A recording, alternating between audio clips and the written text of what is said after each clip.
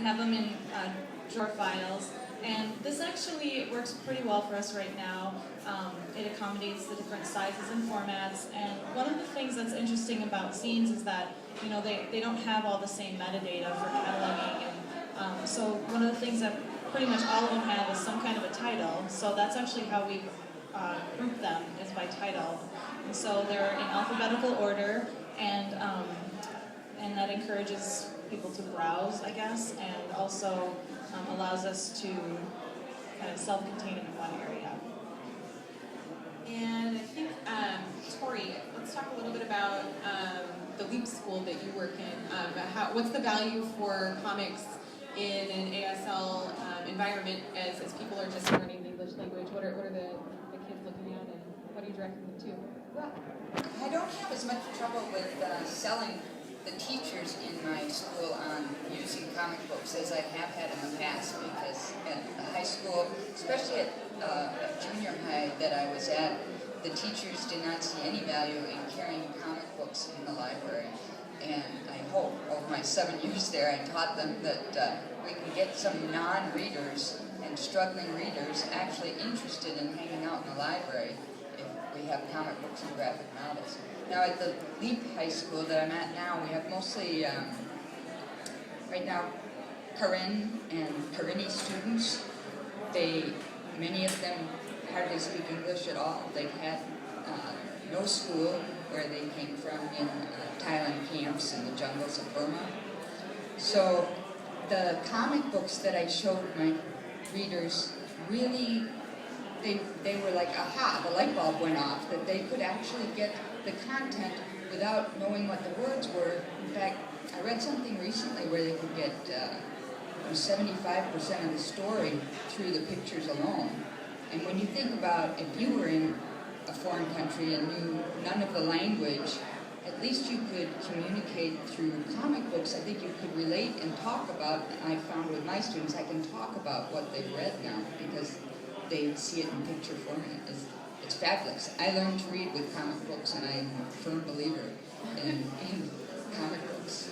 Are there materials out there that are specifically meeting the needs of new English speakers? It's very difficult. It's very difficult to find books that are not for babies and little kids learning to read for my students. I try to find things written at a first or second grade level that have more interest to adults, and it's nearly impossible, and it's very expensive.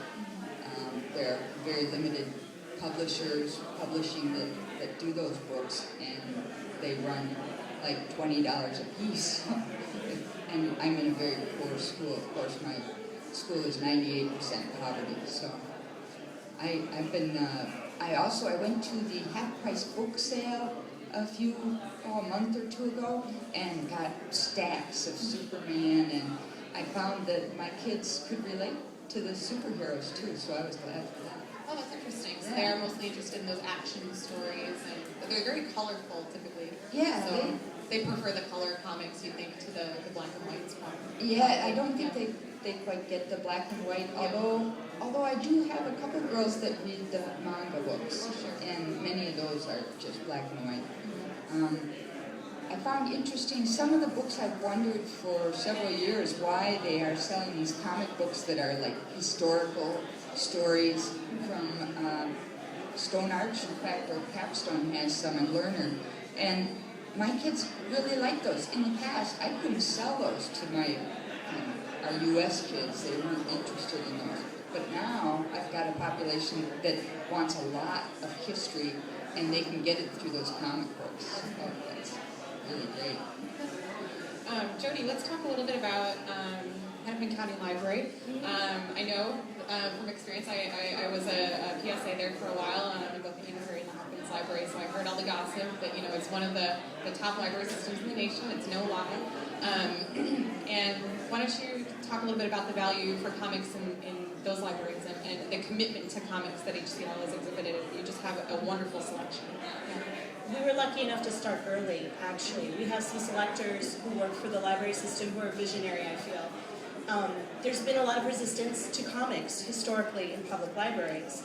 The format is pretty ephemeral when you have limited funds to spend on books. You don't want to buy books that disintegrate after 2 or 3 circulations. But also, there's that little bit of literary snobbery that has been attached to comics. But these selectors, Gail Mueller-Schultz and Jeffrey Gegner, realized that comics are popular with people. They want to read them. The library is a logical place for them to look for them. And then once we started doing the research into literacy, we realized that comics are a gateway to reading. And they are also an art form, which is also something that the library tries to promote. And so we started building the collection pretty early. The problem with a public library is that librarians like to apply labels. And when you apply labels, suddenly things aren't together, and they're spread throughout the collection.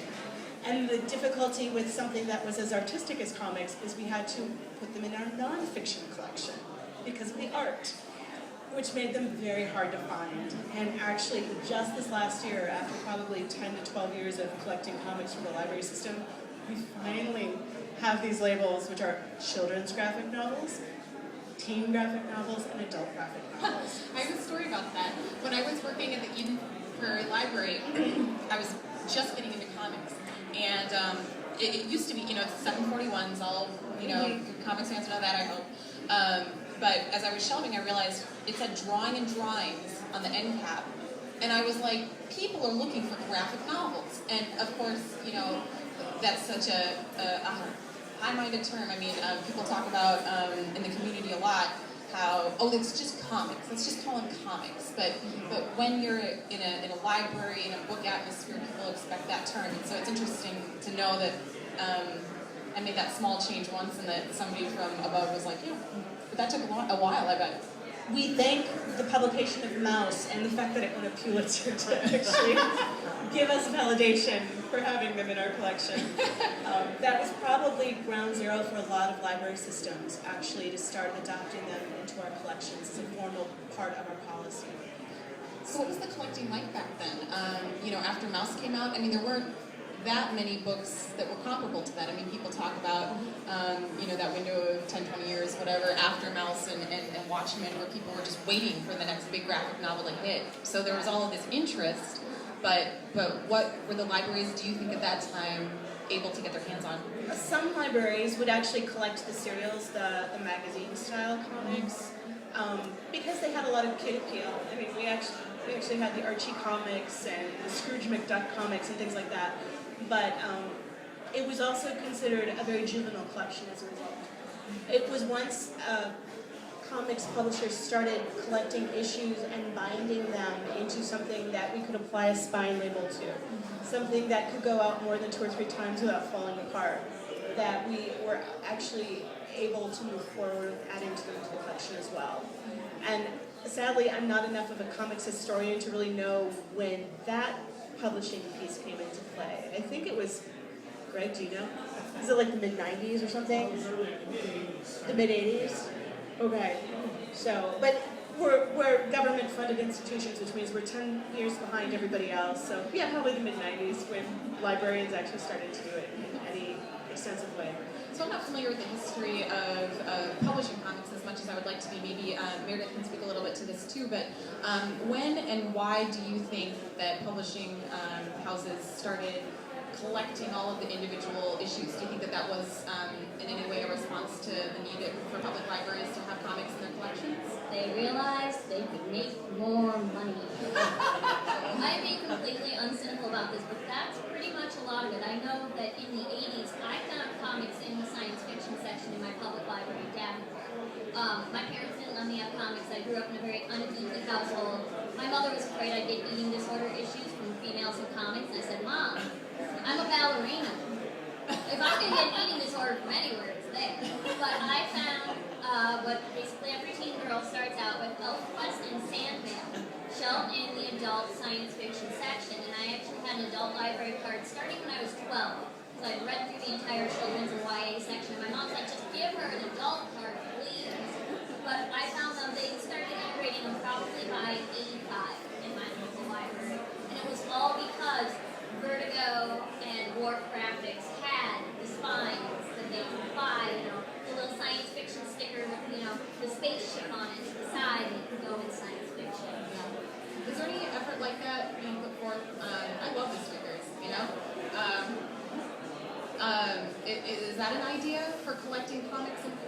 the ideal way to place comics in your library?